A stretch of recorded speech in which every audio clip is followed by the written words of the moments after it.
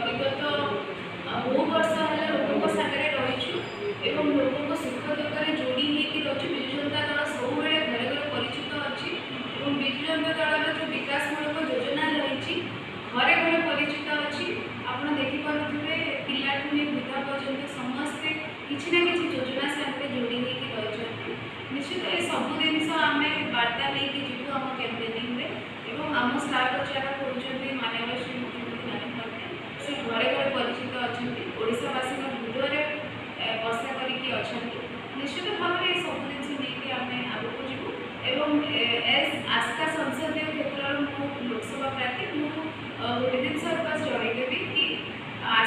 जदि मुझे निर्वाचित हो आसे निश्चित भाव में आस्था गोटे समस्या मुक्त एवं गोटे आधुनिक संसदीय क्षेत्र कर चेष्टा